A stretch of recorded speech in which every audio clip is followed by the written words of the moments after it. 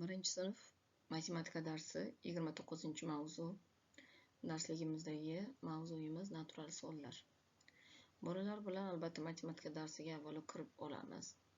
Kirib olganimizda bolalarga o'tgan darsda takrorlash maqsadida kim tezkor, kim chaqqon yoki bo'lmasam har bir guruh ishtirokchilaridan bittadan a'zolarni taklif qilib misollarni kim birinchi og'zaki yechish musobaqasi o'tkazsak bo'ladi. Buning uchun ekranda mana bunday misollar paydo bo'lish boshlaydi va o'sha kim birinchi aytgan bo'lsa, o'sha guruh ishtirokchisiga ochko berilaveradi. O'yin o'sha ekrandagi misollar tugaguncha davom etadi. Istasangiz guruh a'zolarini o'zgartirsangiz bo'ladi. Masalan, har bitta misolga har bir guruhdan bittadan ishtirokchini turg'izib, javobini so'rab, o'sha kim to'g'ri javob bergan bo'lsa, g'olib bo'lsa bo'ladi va darsda taxminan 20-25 o'quvchini baholagan bo'lasiz. Ana shunday ketma-ketlikda avval misol, keyin esa javobi chiqadi. Ana endi bolalar bilan bu bellashuv o'tkazganingizdan so'ng yangi mavzuga kiramiz va sanoqda har doim biror narsani sanayotgan bo'lsak, biror narsani o'sha hisobini bilmoqchi bo'lsak, sanog'ini bilmoqchi bo'lsak, albatta bizga sonlar kerak bo'ladi. Bu sonlar natural sonlar deyiladi va 1 dan 10 gacha bo'lgan sonlar natural son ekanligini va undan yana davom etishi mumkinligini bolalarga aytasiz va 0 soni natural son hisoblanmasligini ham aytib o'tasiz. Shunda bolalarning o'zidan so'raysiz, qaysi sonlar natural sonlar, qaysi son esa natural son emas ekanligi haqida yana ozgina xotiralarini mustahkamlab olishingiz mumkin. Ana endi darsligimizda birinchi ham masala ko'rinishida ham, misol ko'rinishida ham, rasm ko'rinishida topshiriq berilgan. Stol atrofida necha kishi o'tirishi kerak?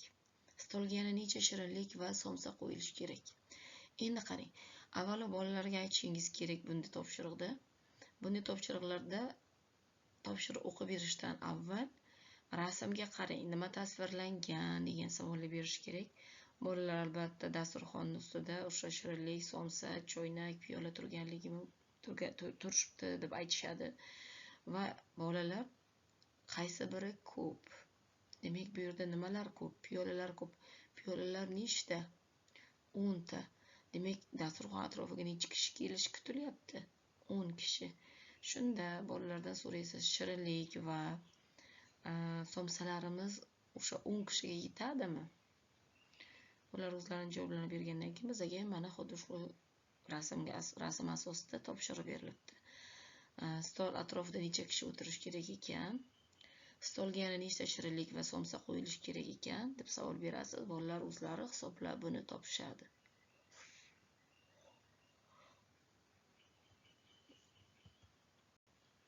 Og'zaki savol-javobdan so'ng natijani ekranda namoyish etasiz. Bolalar to'g'ri javob bergan bo'lsa, o'zlari uni olqishlab qo'yishadi. Ana endi navbatdagi ikkinchi topshiriqda bir xonali sonlarni ko'k aylanaga, 2 xonali sonlarni yashil aylanaga olish kerak ekan. Bolalar biladi. Oldingi darslarimizda ham 10 soni o'tilganda, ya'ni 10 raqam o'tilganda bolalardan biz bu haqida tushunchalarni shakllantirgan bo'lsak, bemalol so'rasak bo'ladi yoki bo'lmasa o'zlariga mustaqil bajartirsak bo'ladi. 2 ta xonaga yozilsa 2 xonali son, bitta xonaga yozilsa 1 xonali son ekanligini bolalar bilishi kerak. Demak, aylanaga olib chiqishadi. Siz ham buni ekran orqali bolalarni bajargandan so'ng to'g'ri bajarishganmi, noto'g'ri bajarishganmi birgalikda tekshirasiz. Ana endi keyingi topshirig'imiz.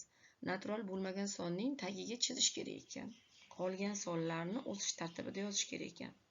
Birinchi navbatda natural bo'lmagan son 0 ekanligini aytishsa, tagiga chizdirasiz va undan so'ng har bir raqamni, har bir sonni o'sib borish tartibida yozishlarini aytasiz. Undan so'ng ekran orqali tekshirasiz. Mana bunday qilib ekran orqali bolalar o'zlarining yozgan javoblarini tekshirishadi.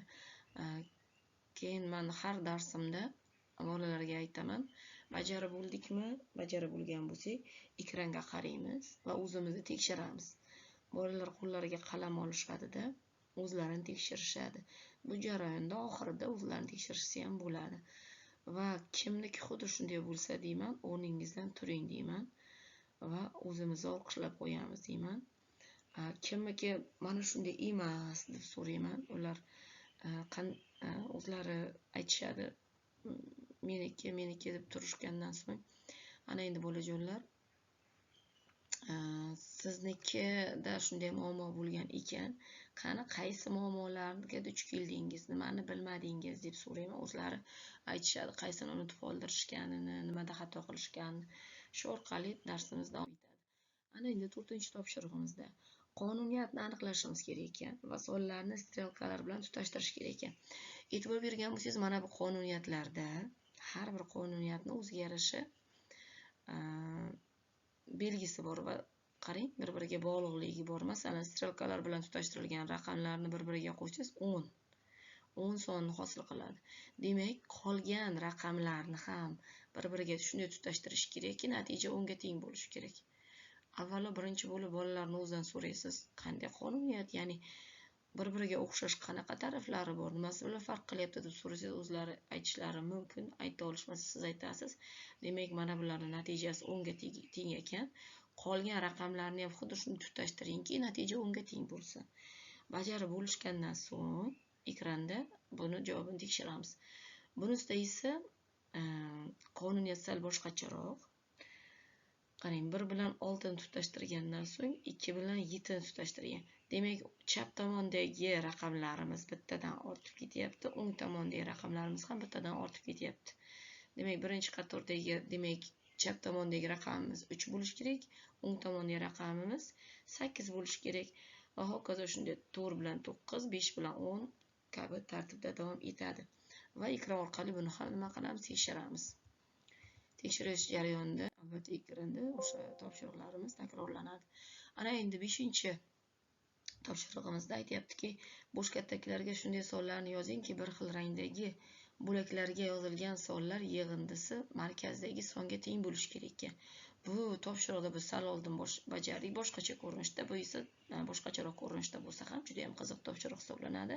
Masalan, birinchi bo'lib 4 raqamni oladigan bo'lsak, uni teskari tomonida 10 hosil bo'lish uchun qaysi son yetishmayapti? Men bolalarga mana shunday topshiriqlarni bajartirayotganimda bolajonlar 10 ta barmoz ko'rsating, chunki markazdagi son 10. Ana shu 10 soningizni 4 tasi ma'lum. Ma'lum sonni qo'lingizga yashiring deyman. Ular yashiradi. Ana nechi, qaysi raqam noma'lum yoki nechi son noma'lum desam, bolalar 6 deb javob berishadi. Shu usulda deyman, qolgan misollarni ham toping deb aytganimdan so'ng bolajonlar bu savollarga o'zlari topshiriqqa o'zlari javob yozishadi va so'ngida tekshiramiz va kimiki to'g'ri bo'lsa olqishlaymiz, noto'g'ri bajarilganlarni, xatolarni aniqlaymizda, to'g'rilaymiz. Va albatta bolalar bu topshiriqlarni hammasini qalamda yozishadi. Ekranda tekshirib ko'rganimizdan so'ng bolalar o'sha o'zlari xato yozgan javoblarni o'chirib to'g'ri javobni yozishadi. Mana shunaqa ko'rinishda hosil bo'ladi. Navbatdagi topshirig'imiz 6-misolimiz. Rasmlarga qarab deyapti. Plus belgisiga oid misollar tuzishimiz kerak ekan va ularni yechishimiz kerak ekan. Uning uchun e'tibor bergan bo'lsangiz, qulupnaylar 2 ta idishda tasvirlangan, birida 4 ta, ikkinchisida 5 ta. Demak, 4 qo'shib 5 ko'rishdagi misol tuzamiz. Keyingisida esa 2 qo'shib 5 ko'rishdagi misol tuziladi. Va avvalo bolalarni o'zlariga imkon beramiz. O'zlari bajarib bo'lgandan so'ng ekranda mana shunday misolni tekshirib olamiz. Navbatdagi topshirig'imiz rasmlarga qarab ayirish belgisiga oid misol tuzishlar kerak ekan. Demak, e'tibor bergan bo'lsangiz, bu yerda o'sha bitta idishda yoki bitta maydonda joylashgan rasmlar ko'rsatilgan va mana bu yerda e'tibor bergan bo'lsangiz, 6 ta olxo'ri butun holatda, 3 ta olxo'ri o'sha yeyilgan urug'lar, donaklari turgan holatda bo'lib turibdi. Bolalarga savol beramiz. Bolajonlar, avvalo mana shu olxo'rlar yeyilmasdan oldin nechta bo'lgan ekan? Ular donagini ham sanaydida 9 ta va nechtasi yeyilgan bo'lsa 3 ta, o'shani ayirib topishadi va nechta qolgan olxo'rini natijasini chiqarishadi. Bu yerda ham sabzilar avvalo yerga nechta ekilgan bo'lsa, nechtasi chiqarib olingan bo'lsa, ya'ni sug'urib olingan bo'lsa, o'shani misol ko'rinishda natijasini yozishadi. Buni ham ekran orqali tekshirib olamiz. 8-misolimiz esa nuqtalarni ular nomerlarining o'sish tartibida chiziqlar yordamida tutashtirish kerak ekan va nima hosil bo'lganini bolajonlar bilan ko'rishimiz kerak ekan. Endi qarang. Albatta o'sish tartibi bo'lgandan so'ng men bolalarimga qayta aytaman. O'sish tartibi degani har doim eng kichik sonni topish kerak degani deyman. Demak, har doim o'sish tartibidagi misol so'raldimi, mana shu raqamlarning ichida eng kichkinasini topamiz. Kamayib borish tartibida esa raqamlarning eng kattasini topilib, undan kichik sonlar teriladi. Bizda hozir o'sish tartibi bo'lgani uchun eng kichik sonni topamiz 1. Birdan keyin raqamlar kattarib ketishi kerak va tutashtirilgandan so'ng ekranda mana bunday o'sha harakatlar orqali natijani oxirida ko'rsatamiz va ekranda ruchka hosil bo'ldi. Mana endi 9-topshirig'imizda kataklarga deyapti, kerakli sonlarni yozishimiz kerak ekan. Buni o'zlariga mustaqil bajartiring, bolalar buni bajara oladi va birinchi ko'rsatilgan raqamlarni keyingi mana bu strelkalar ustidagi raqamlarga qo'shib ayirib ketasiz deysiz. Ana endi buni bajartirib bo'lganingizdan so'ng pastdagi songa, ya'ni pastdagi misolga yangi bir qonuniyatni o'rgatsangiz bo'ladi bolalarga. Buni topishga qiynalishadi va siz oson usulini o'rgatsangiz, teskari usul orqali bajartirsangiz bo'ladi. Birinchisi albatta o'sha ketma-ket bajarilishi kerakligini va oxirgisi esa ketma-ket emas, oxiridan oldinga qarab teskari amal orqali bajarilishini aytasiz. Masalan, qarang, oxirida berilgan natija 4. Demak, mana shularni qo'shib ayirib kelsak, natija 4 ga teng bo'lishi kerak. Va siz mana bu ko'rib turgan raqamlaringizni amalini teskarisini bajarasiz. Masalan, bu yerda qo'shish turgan bo'lsa, ayirasiz, ayirish turgan bo'lsa, qo'shasiz deysiz. Va buni birgalikda bajarasiz. Demak, bu yerda qo'shuv bor. Demak, qandaydir sonni birga qo'shsak, 4 chiqishi kerak. Shuning uchun biz teskari amalda bajaramiz. 4 dan 1 ni ayiramiz, bu yerga natijani yozamiz 3. Demak, bu yerda ham qo'shuv ekan, qaysi amal bajariladi deb bolalardan so'rasangiz, ayirish deyshadi. Demak, 3 dan 2 ni ayiramiz 1. Bu yerda ayirish bo'lgani uchun qo'shuv amali bajariladi. 1 ga 1 qo'shsak 2. Bu yerda ham qo'shuv amal bajariladi. 2 ga 2 ni qo'shsak 4. Bu yerda ham qo'shuv amal bajariladi. 4 ga 2 ni qo'shsak 6 ko'rinishda. Endi bolajonlar, keling tekshiramiz, to'g'ri bajaribmizmi yo'qmi? Ana endi xuddi shunday mana natija kelib chiqadi ekranda va bolalarga mana shunday misollarni shu usulda bajarish kerakligini aytib o'tasiz. Iloji boricha keyingi darslarga mana shu bo'yicha tarqatma bersangiz ham qiziqroq bo'ladi.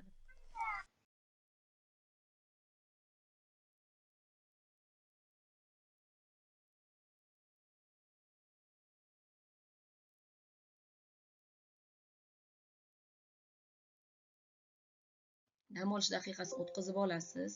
Undan so'ng mashg'ulotlar bilan ishlashga o'tamiz. Mantiqiy topshiriqlar berilgan. Qonuniyat bo'yicha sonlarni strelka bilan tutashtirish kerak. Demak, e'tibor bergan bo'lsangiz, har bir raqamni o'zini juft va toq sonlari bilan birlashtirgan. Birinchisida. Ikkinchisida esa hammasi 10 soni hosil bo'ladigan raqamlar, ya'ni bir-biriga qo'shganda 10 hosil bo'ladigan raqamlarni tutashtirgan. Mana shunday usulda bolalarga tutashtiring deysiz, ular esa mana shunday tartibda bir-biri bilan birlashtiradi. Buni albatta ozgina tushuncha berib yuborsangiz ham bo'ladi. Lekin kitobda bajarganliklar uchun balki hojat qolmas sizni tushuntirishingizga. Ana endi ikkinchi topshiriqda choynaklar soniga nisbatan bitta ko'p piyolani nima qilishimiz kerak ekan, bo'yashimiz kerak. Avvalo bolalar bilan choynaklarning sonini sanaymiz. Nechta choynak bor? 3 ta choynak bor. Demak, choynaklarga nisbatan bitta ko'p piyola bo'yashimiz uchun choynaklar soniga birni qo'shishlarini avval o'zlaridan so'rab ko'rasiz. Ayta olishmasa, siz shunday deysiz. Choynaklar soniga bir raqamini qo'shamiz yoki masalan choynaklardan bitta ko'p bo'lish uchun nechta piyola bo'yashimiz kerak deysiz. Ular albatta 4 ta deb javob berishadi va mana ekranda xuddi shunday bo'yalgan piyolalar ko'rinib turibdi. Mashg'ulotlarimiz keyingi betiga o'tamiz. katakchalarga mos sonlarni o'sha sonlarni yozib, ya'ni hisoblab to'ldirishimiz kerak. Bu qonuniyatni darslikda ham ishlagandik, endi daftarda ham berilgan. Demak, ketma-ket qo'shib ayirib ketishadi va natijalarni siz bilan birgalikda tekshirishsa ham bo'ladi. Ana endi darsligimizni keyingi betida tushirib qoldirilgan sonlarni kataklarga tartib bilan yozishimiz kerak ekan. Birinchi qatorda, ya'ni birinchi ustunda raqamlar o'sha o'sib borish tartibida, ikkinchi ustunda esa raqamlar kamayib borish tartibida joylashtirilgan. Shuning uchun tushib qolgan sonlarni xuddi shunday deb tushuntirsangiz ham bo'ladi. O'sib borish tartibida va kamayib borish tartibida joylashtiring desangiz ham bo'ladi. Ana endi keyingisi. Mana shu topshiriqni bajarib bo'lganlardan so'ng ekran orqali buni ham tekshirib olasiz.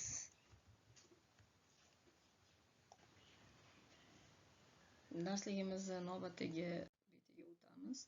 10 soni tarkibi, o'sha 10 sonining tarkibi ko'rinishidagi jadvalni to'ldirish kerak ekan.